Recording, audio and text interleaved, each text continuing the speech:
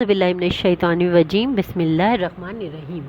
The smart school sir Syed Ahmed Khan campuses Gulistani Jauhar campuses में मैं हूँ आपकी इस्लामियात की टीचर मिस शुमाइला दाले, और ये आपकी बराए जमात चहारुम की मेरी आसान इस्लामियात है।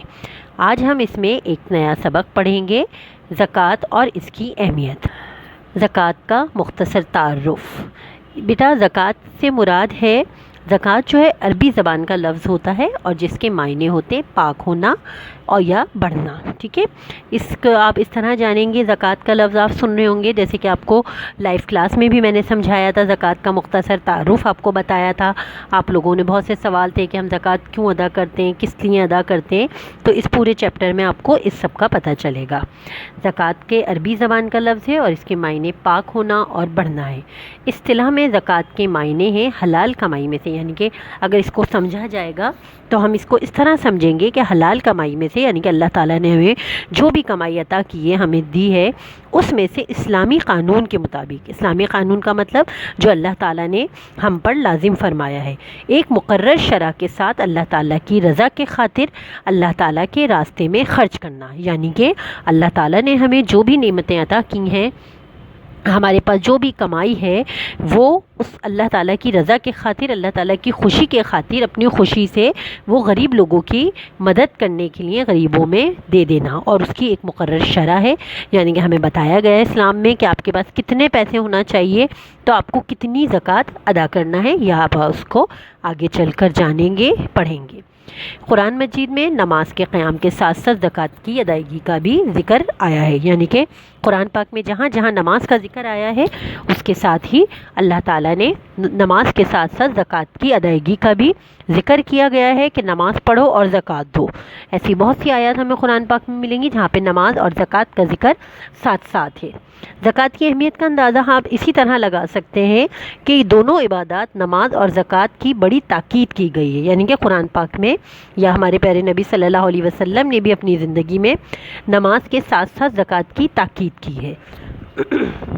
इस्लाम में ज़कात अदा करने का बहुत ज़्यादा सवाब है और इसका अदा ना करना सख्त गुनाह है। यानी कि जो ज़कात अदा करता है, अल्लाह ताला उससे बहुत खुश होता है, और जो ज़कात नहीं अदा करता, यानी कि माली इस्तिताअत होने के बावजूद वो ज़कात नहीं देता, तो उसका बहुत बड़ा गुनाह है। मालो दौलत में दरअसल अल्लाह ताला की अता करदा नेमत है। यानी कि जितनी भी मालो दौलत हमें दी है अल्लाह ताला ने, वो अल्लाह की एक नेमत है। अल्लाह ताला के हुक्म के मुताबिक ज़कात की रकम मुस्तहिक अफराद को अदा करना बहुत बड़ी इबादत और अल्लाह ताला की खुशनुदी का बाइस है।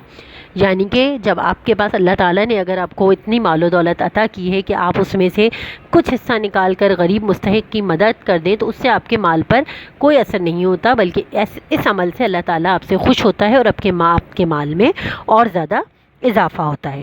ज़कात अदा करने का तरीक़ा क्या होता है, वो अब हम पढ़ेंगे और जानेंगे।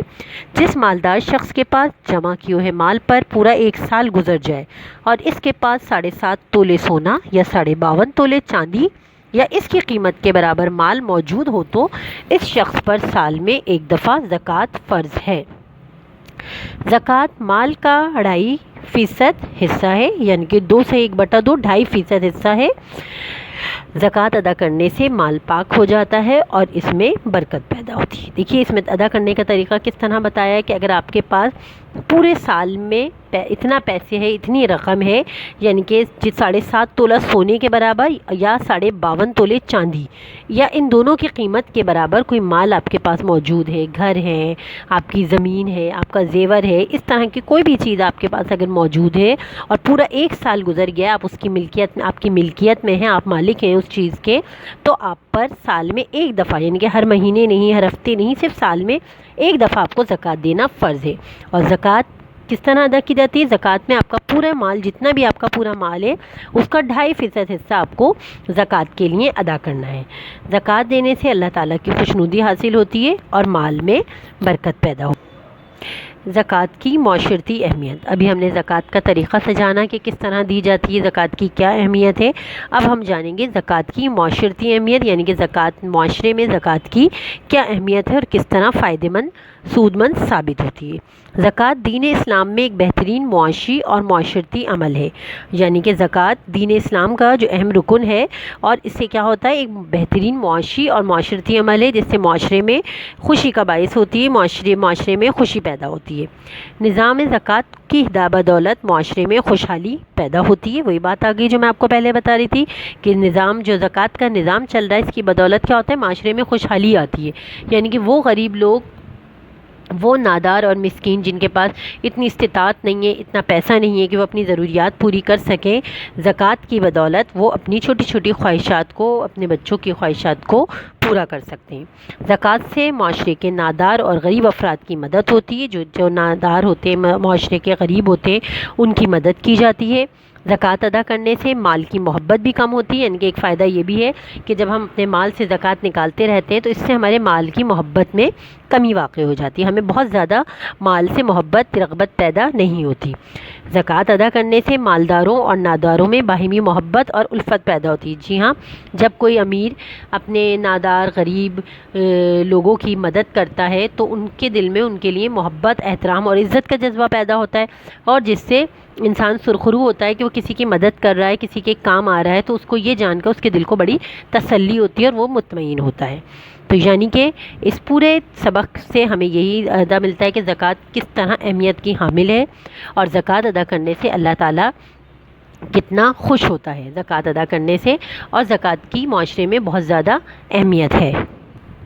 زکوٰۃ کا مختصر تعارف آپ نے جانا، زکوٰۃ کے مفہوم کے بارے میں جانا کہ زکوٰۃ کیا ہوتی ہے، زکوٰۃ کے معنی کیا ہوتے ہیں، زکوٰۃ کے معنی کیا ہوتے ہیں، زکوٰۃ کو کس طرح ادا کیا جاتا ہے، زکوٰۃ کت مال کا کتنے فیصد ہے جو ادا کیا جاتا ہے، یہ تمام آپ نے اس سبق میں جانا۔ زکوٰۃ کا ایک چھوٹا سا آپ کو ریویو دوبارہ سے دے رہی ہوں تاکہ آپ ایک دفعہ اور اچھے سے آپ کے ذہن نشین ہو جائے، کوئی سوال جب آپ کو ابھی ہم خالی جگہ پر کریں گے تو آپ کو اس میں مشکل نہ ہو۔ زکوٰۃ عربی زبان کا لفظ ہوتا ہے جس کے معنی پاک ہونا اور بڑھنا ہے۔ زکوٰۃ ادا کرنے سے اللہ کی خوشنودی حاصل ہوتی ہے، اللہ کی رضا حاصل ہوتی ہے، اور قرآن پاک میں نماز اور زکوٰۃ کا ساتھ ساتھ ذکر آیا ہے، یعنی کہ بارہ بار نماز اور زکوٰۃ کا ذکر ساتھ ساتھ ادا کرنا آیا ہے، یعنی کہ اگر آپ نماز ادا کر رہے ہیں تو اس کے ساتھ آپ کو زکوٰۃ ادا کرنا بھی آپ پر فرض ہے۔ زکوٰۃ ادا کرنا بہت زیادہ ثواب کا کام ہوتا ہے، اور جو زکوٰۃ ادا نہیں کرتا اللہ تعالیٰ اس سے سخت ناراض ہوتا ہے اور گناہ کا سبب بنتا ہے۔ مال و دولت جو بھی کچھ ہمیں اللہ تعالیٰ نے عطا کیا ہے وہ اللہ تعالیٰ کی نعمتوں میں سے ہے، اور اللہ کی نعمتوں کو بانٹنا، اس میں اپنے بہن بھائیوں کو شریک کرنا، یہ بھی ایک اچھا عمل ہے، اس سے اللہ تعالیٰ کی خوشنودی حاصل ہوتی ہے۔